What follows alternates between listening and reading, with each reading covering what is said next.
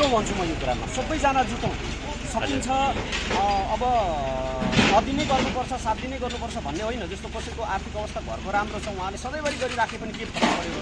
तरै पनि एक न एक दिन त मान्छेले कुनै दिन श्रम देशको लागि दान गर्न सक्छ। यो दान गर्ने कुरा हो, श्रम त सबैले गर्नुपर्छ, दान गर्ने कुरा हो। र अर्को कुरो श्रमदानको विषयमा अलिकति चाहिँ कस्तो अफवाहहरू अलिकति गलत टिका टिप्पणी पनि गरेको सुन्न आउँछ। जस्तो श्रमदान गरेर पनि देश बन्छ भन्नुहुन्छ। यो विरोध गरिराख्नुभन्दा काम गर्नुहोस् न, काममा आउनुहोस् न।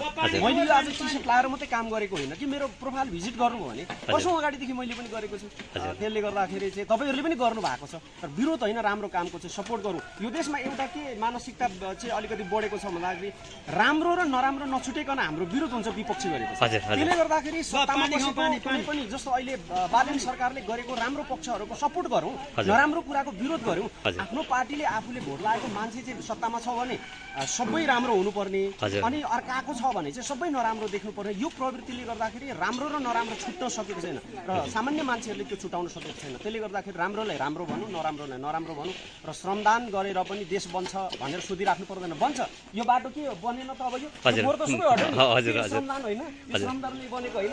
के गर्नलाई अहिले सरकारले छुटाउनु पर्यो भने कम्तीमा पनि यहाँ 20-25 हजार पैसा छुटाउनु पर्थ्यो न्यूनतम। राज्यको लगानी बच्यो, राज्यको लगानी अनि फेरि 5,000 होस् कि 50 लाख होस्, राज्यको सम्पत्ति छुटाइसकेपछि त्यसको त लगानी गर्ने त्यसको प्रक्रियाहरू सबै व्यवस्थापन समिति अथवा ठेक्का टेन्डरको प्रक्रिया लामो हुन्छ प्रोसेस। अनि त्यो पनि परेन।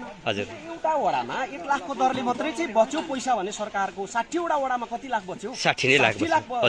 यो श्रम गरेको श्रमको मूल्य त जोड्नु पर्यो नि, यो सफा त भयो नि कम्तीमा। त्यसले गर्दाखेरि यो सही कुराको विरोध गर्नु चाहिँ त्यति उचित छैन। हाम्रो नेपाली संस्कारमा आज सही र गलत नछुटाइकन हामी समर्थन र त्यसको विरोध गरिराखेको छौँ। सही र गलत छुटाएर समर्थन र विरोध गर्यौँ भने पक्कै पनि राम्रो गर्नेले चाहिँ प्रोत्साहन पाउँछ र त्यो राम्रो हुँदै जान्छ, नराम्रो गर्नेहरू आफै माइनस हुँदै जान्छ र हाम्रो समाज सकारात्मक दिशातिर उन्मुख हुन्छ।